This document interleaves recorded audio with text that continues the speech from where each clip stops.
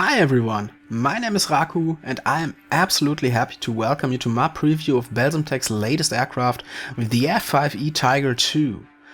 Let me anticipate my conclusion, it's so much fun to fly. I'm really stoked and you will fly together with me in the next minutes, and all I can say is have fun.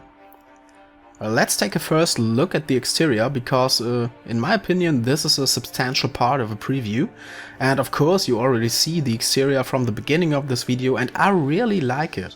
I love the attention to detail. I mean, take a look at the nose gear, for example. All those tiny little details.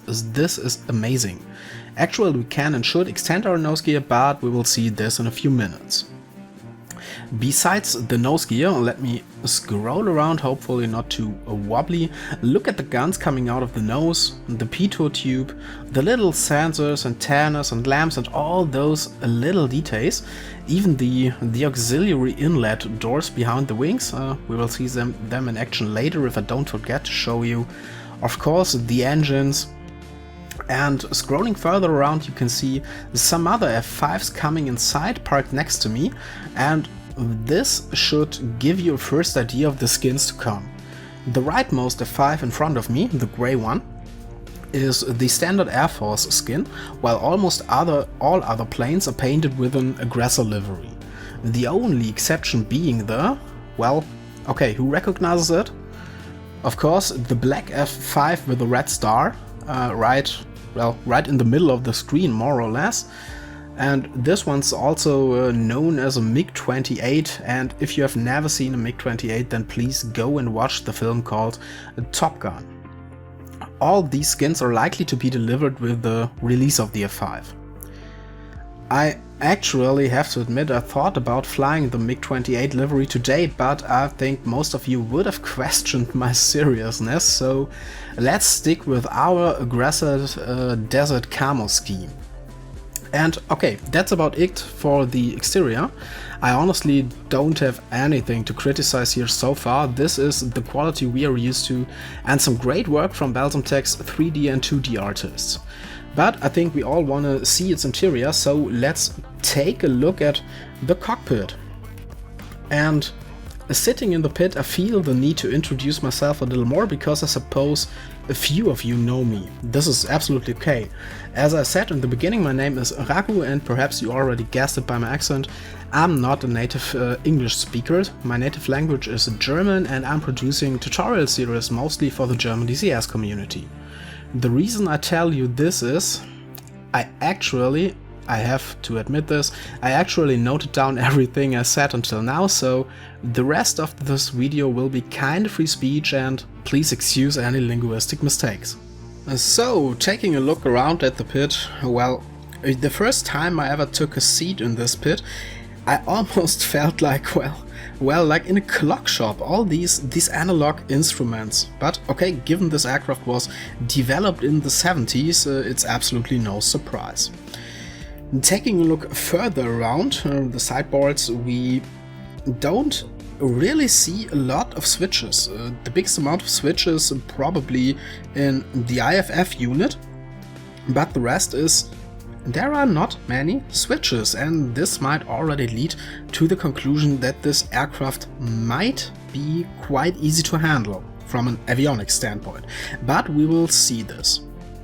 Okay, what are we going to do today? We will of course start up the F-5E taxi and takeoff, and I have an A-50 and Russian airwax flying around the mountains you see right in the center of this green.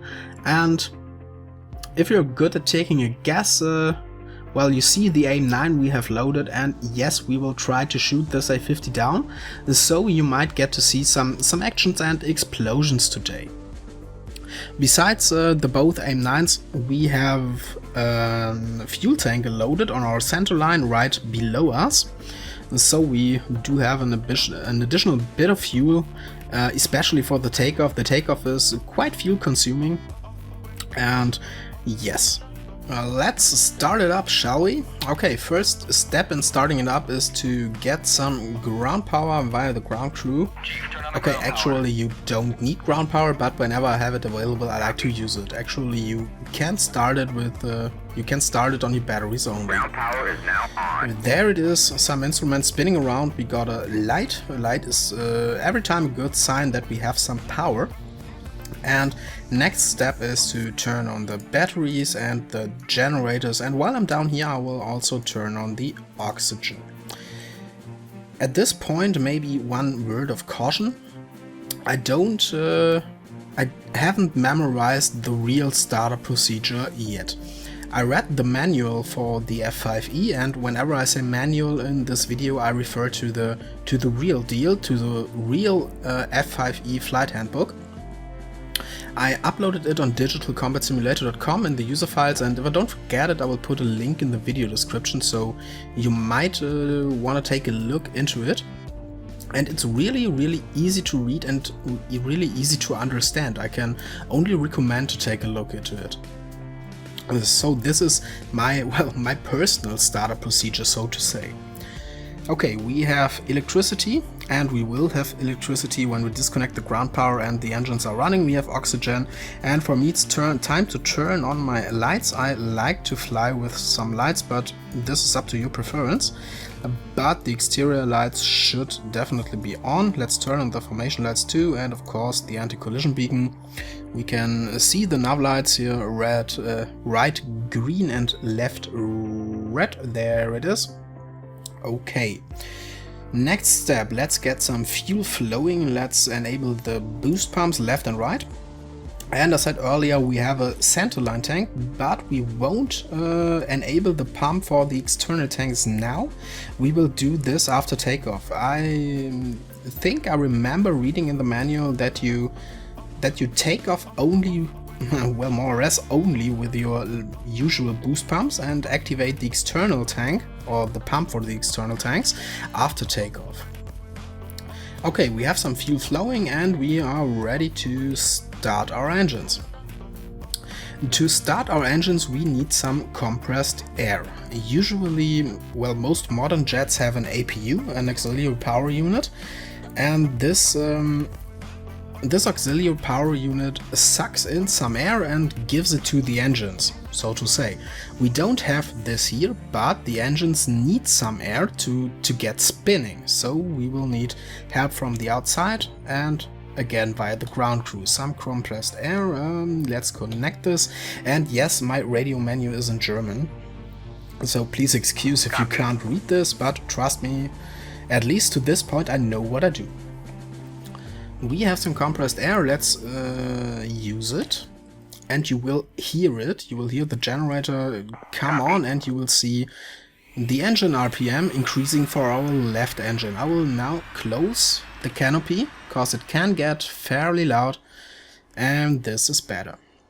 And the engine will idle at around 15%, and this is a sign for us that we can ignite it. So let's ignite it, better to say let's close the circuit that ignites it and idle our left throttle lever. And there it goes, EGT rising, RPM rising, and this is looking good. And the engine will idle at about 50%, or the red marking on this indicator, this red line here. Let's just patiently wait until the startup sequence is finished. And there it goes, EGT decreasing within the green marking. This is looking good. Okay, left engine started. We will repeat this procedure for the right engine, again using some compressed air, monitoring our RPM indicator. And there it goes, RPM rising about 10%, closing the igniter circuit and idling the throttle lever. And there it goes, right engine starting up. Again, we patiently wait until the engine is fully started up and the startup sequence is finished.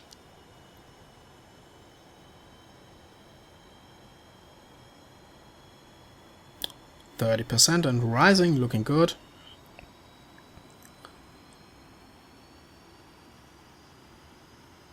And there it is. Wonderful. Okay, we have 2 running engines. Our generators are on. Now we are producing our own power. We can disconnect the external ground power. Turn off the ground power. We don't need it anymore, and we will not really get a sign that it's disconnected other than the radio transmission from our ground crew chief. And we can also disconnect the compressed air. We don't need it anymore.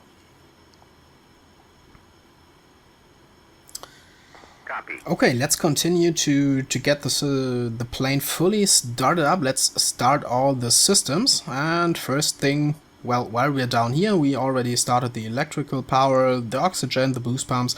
While we're down here, we can enable our P2 heat. Quite essential. We can reset the master caution. This actually needs to be resetted. It won't turn itself off automatically when there is no master caution.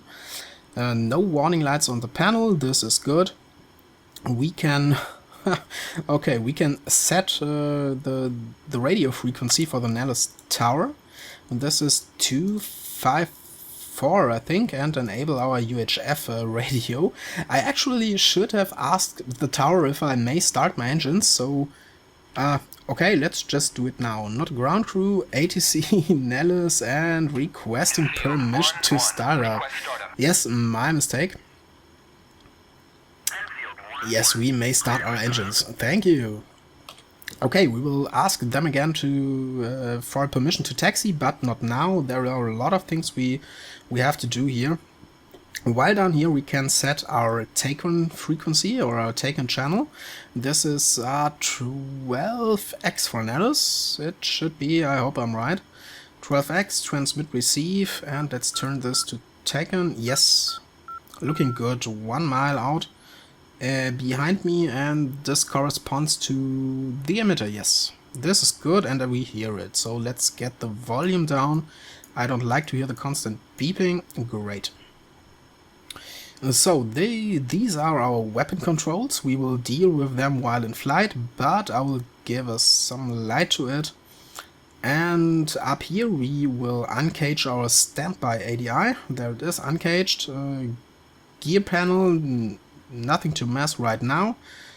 Behind here, what do we have? Radar. We can set it to standby already. Watch out, do not set it to operating while on the ground. Every ground personnel standing in front of your aircraft might get sick because of the radiation from your radar.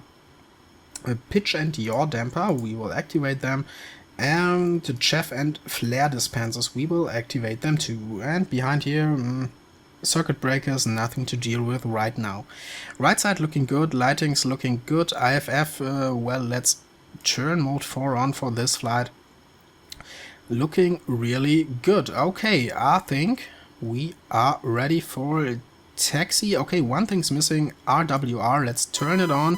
Oh, and here we hear a beeping. One E3 to the right, our own AWACS, and one A50 to our, well, behind us and to the left. This is the enemy A50 we will hopefully shoot down. Checking everything. This is, oh, of course, one thing I did forget. We need to set our altimeter.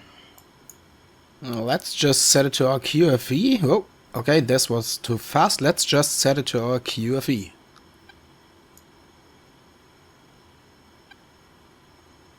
Uh, 2879 looking good. Okay, we are ready to taxi.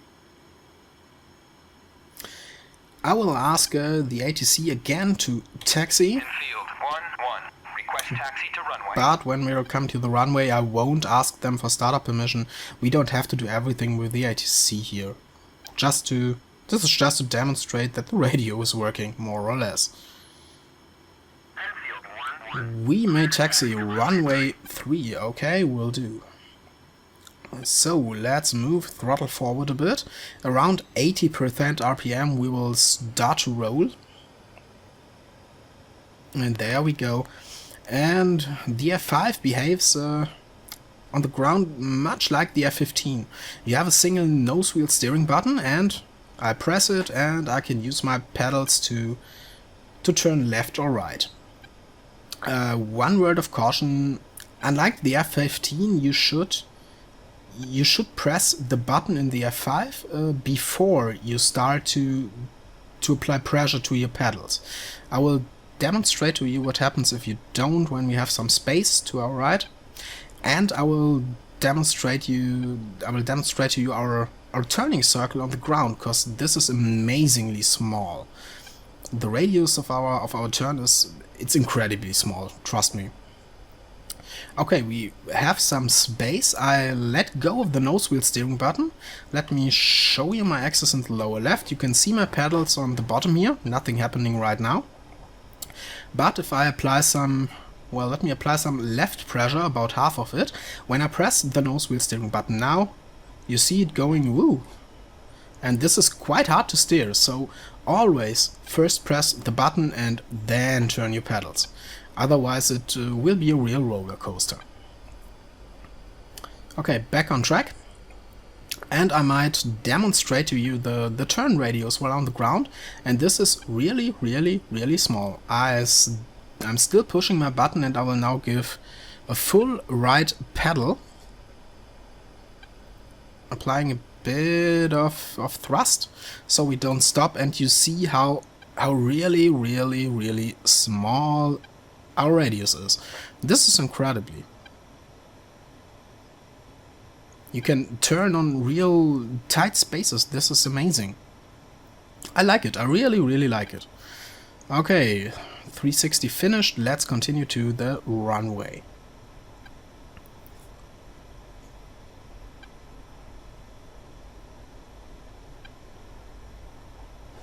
Whoops. Yep.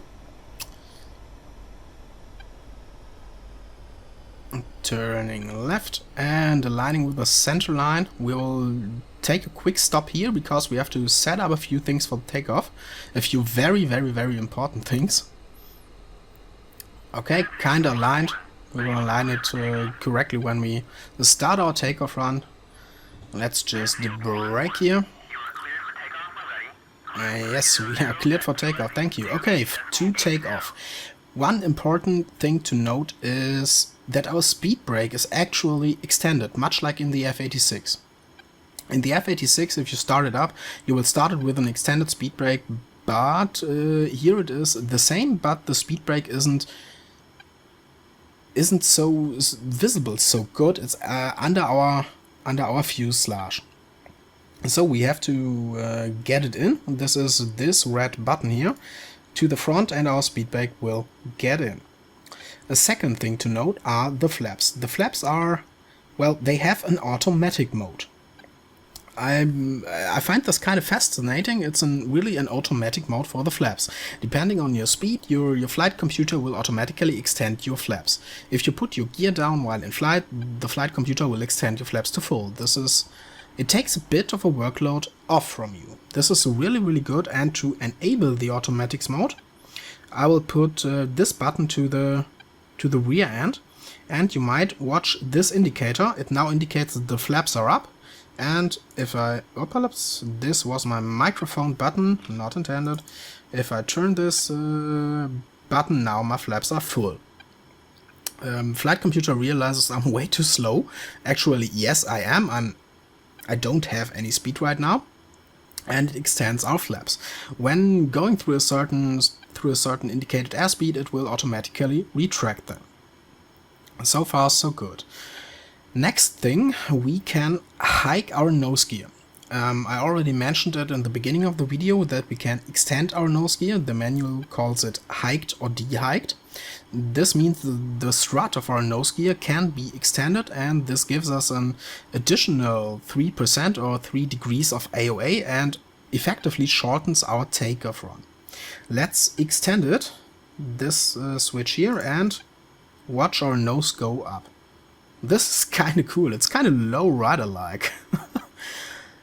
And the last but most important thing is that we have to set our pitch trim. Let me change the view around this, past my track IR, so I can zoom in on this little instrument here. This is our pitch trim. As you see, we are trimmed quite neutral. and this is not in favor of the takeoff. For the takeoff we want, according to the manual, around 6 to, well, almost up to 9 units of pitch trim.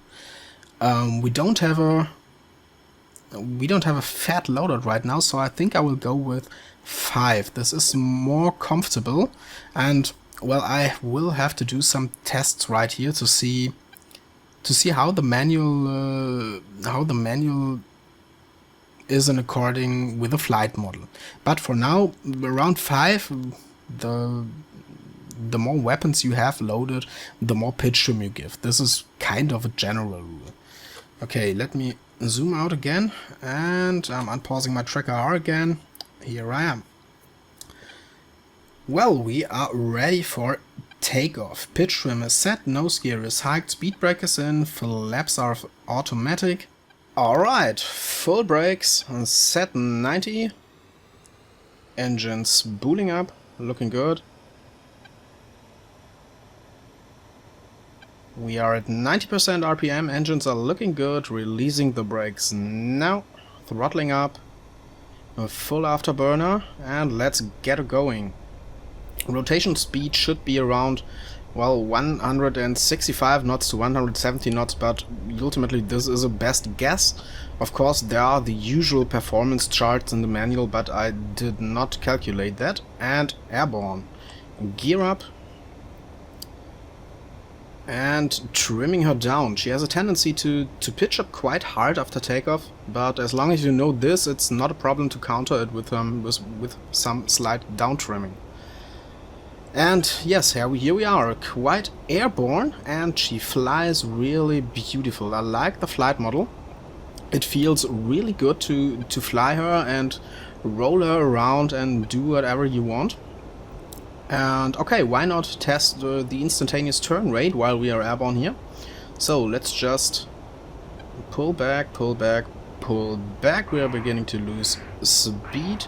5 Gs, 5.5, and okay, about 5.5 Gs, and subjectively she turns really fast, but that's about it from a test concerning the turn rates and so on. I'm still stuck at, well, not really stuck at, but I'm still learning the avionics, especially the radar and the countermeasures. I have never ever used this panel in the back here, the chaff and flare dispensers, and I have absolutely no idea what these RWR buttons may do. Except for the power button, this is quite obvious. But I will learn it, but I need more time for that. Okay, I can tell you a few things about the radar, but let's get her first into cruise mode. We need to enable our centerline tanks, and we need to auto-balance our tanks. You can see on the fuel quantity gauge that the right tank has more fuel than the left tank. Okay, and this is why we have some balancing function. We could do it manually with a boost pump and crossfeed, but this may be a bit over the top for now. You can read this up on the manual. And so let's get our weapon systems and radar ready. Let's turn on our HUD to missile mode. We want to try to shoot an AIM-9 at the A50. And let's turn on our radar to operating, and we can see the radar working. Okay, let's tune into AWACS and get some bearing to the A50. There's my radio menu, AWACS and Boogie Dope. Let's see where it is, somewhere left in front of us. 088. 18,000, okay, we still need to climb. And yes, looking at the radar screen, we can see it's scanning. And we do still have a reference of our, kind of like an artificial horizon. But we see no cursor at all. Pressing, well, if I press the usual buttons to slew a cursor, nothing happens. This is due to the range being at 40 nautical miles, and in this range there simply is no cursor. When I go down to 20 nautical miles, you see, we do have a cursor and we can slew it around, but I can't go any more up than this. Of course, here's a reason too. We can only lock targets up to 10 nautical miles. This is not much, but given that the radar is well, the F-5 only has a radar to get some ranging information for the gun. Let's put it this way. And we see our target, the A-50. We are closing in, and as soon as we are in a locking range, I will lock her up. So let's get our weapon sort, switching it to guns, camera and missile, and choosing our wingtips. We do hear the infamous tone of the M9. Let's tune it down a bit. It can get really annoying over time. Locking her up. Okay, we got her locked at quite max range and I can see her. And there she is. I hope you can see her too in the video. But we will get quite... we will close in quite good before the M9 will actually lock on.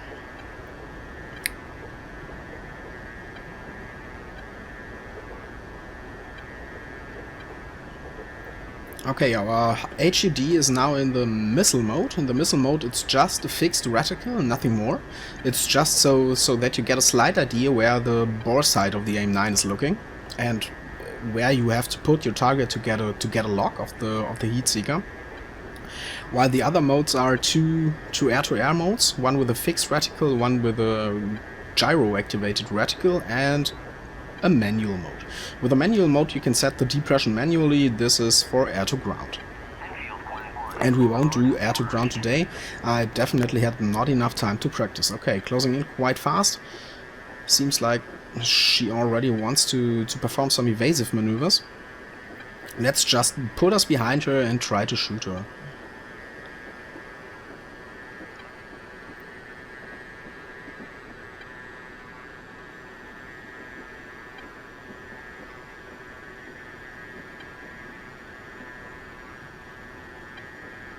I hope she won't fly into the sun. The M9 can get really distracted by the sun. Yes, thank you, Overlord. I see this plane.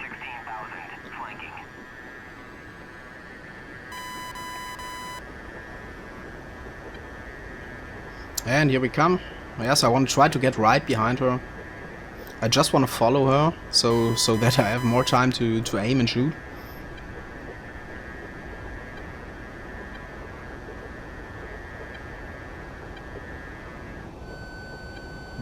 Seems like a good lock. I will wait a bit until we're a bit closer. This is quite far for the P model of the M9, at least in my opinion. Okay, looking good. Going lead, and let's do this. Here she goes. Oh, there she goes, evasive, and we hit her.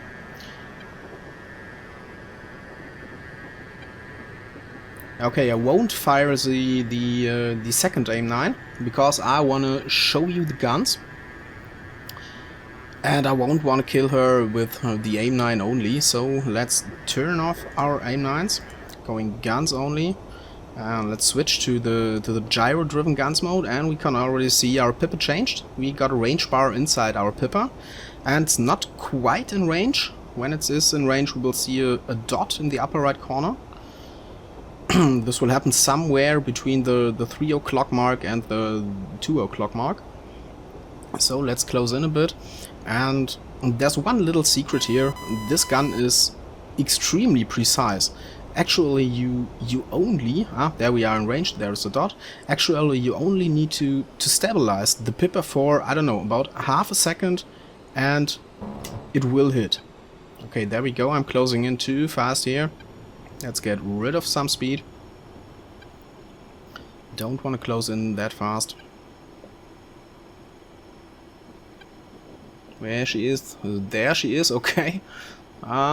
She's quite damaged looking at it from above.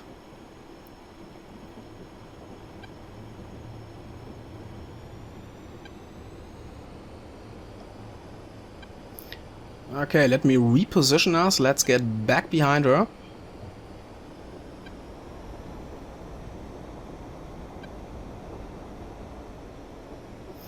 And let's get her locked up again. Ooh, we are quite slow. And we really feel how slow we are. She gets really shaky and nervous. This is great. I really love how she feels. Okay, let's lock her up again. And there we are.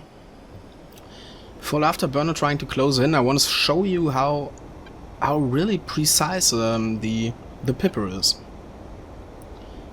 Okay, beforehand, let me please dump this AIM-9. Because she's a beast to trim out with this imbalanced white. This is... ooh.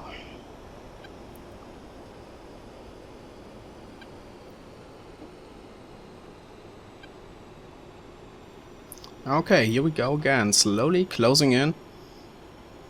And Pippa seems to be quite nervous, but it isn't that hard to really get it stabilized on the target for, I don't know, half a second, a second.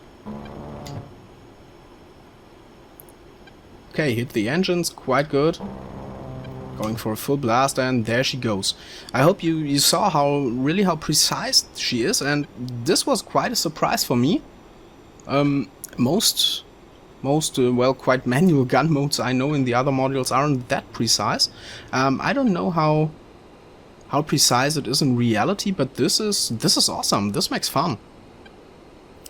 That's it for the A50. Okay, so let's get back to Nellis. Let's get back to land.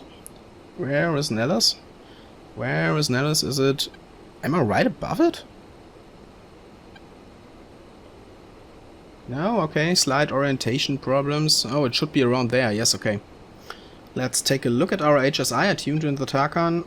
Direction of this arrow should be Nellis, yes, this looks good. So, let's try to do a nice landing. Okay, turning off our radar again, let's go into standby mode.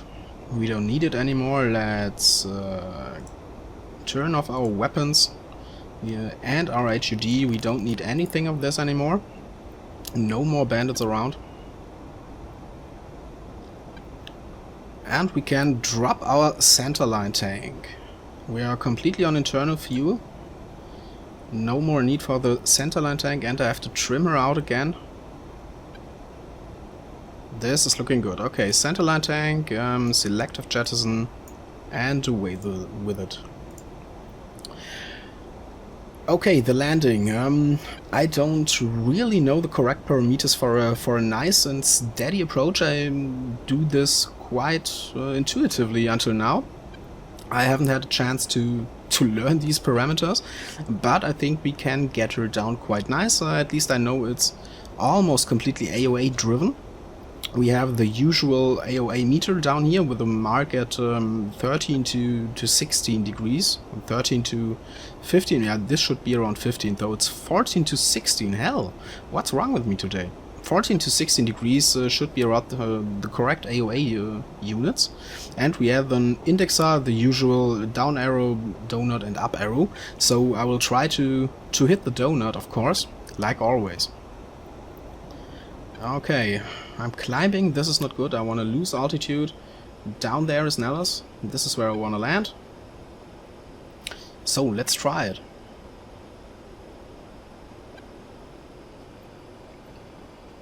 Flaps are in auto mode. This is good. They will extend automatically when I put down the gear lever. This is how I want it to be right now.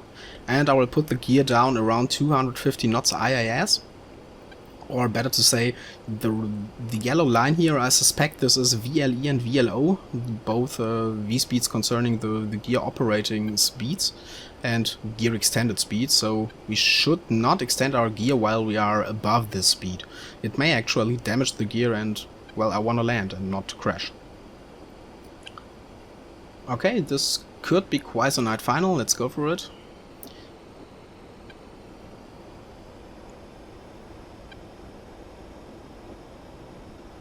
Watching my vertical speed, my airspeed should drop. Both should drop quite slow, and keeping the runway inside, cause of course I want to align myself. And again, she flies really beautiful. I can only repeat this. I'm sorry.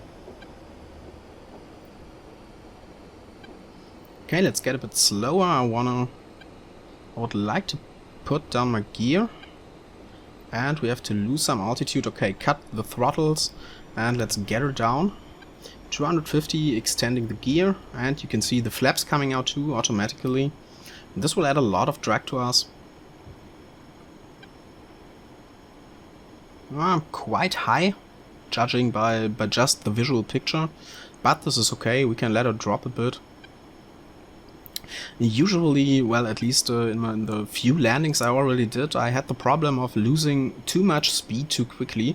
So let's see how it goes this time, but I managed to land her every time. So the engines are coming quite fast. You can get throttle quite fast, and this helps. This really helps. Okay, in the final, maybe slight conclusion. She's easy. She's really easy. At least she's easy to learn initially. The details of the procedures are not that easy, but as I said in the beginning, there are not much switches. There are not much avionics systems to control, so this really makes her easy. I hope this module will be a good transition for Flaming Cliff's 3 players to maybe one of the more complex fully simulated models, but we will see this. I have high hopes, really, and besides that she's really fun. Later I will hopefully try some air-to-ground stuff, and I'm excited to see how she will behave there. Okay, this is looking quite good, 200 knots. Let's slow it down a bit, and we definitely have to sink more. AOA is far from good, 10 degrees.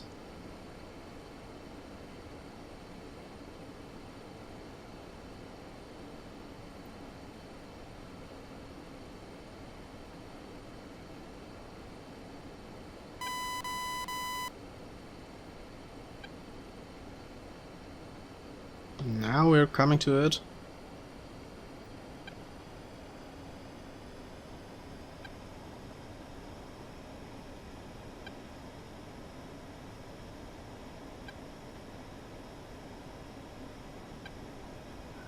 Okay, flaring. Cutting the throttle. And let's gently settle her down. Almost a donut, but to be honest, this was the best and smoothest landing I ever did. Let's extend our chute. Yes, we have a drag chute. Can we? There it is. You saw it, and hopefully I will get you an external view of it. It slows us down really, really good. Okay, this is enough. Let's get rid of it, pulling it, and turning it in again. So that's it for the preview of the F-5E. I hope you had fun watching it.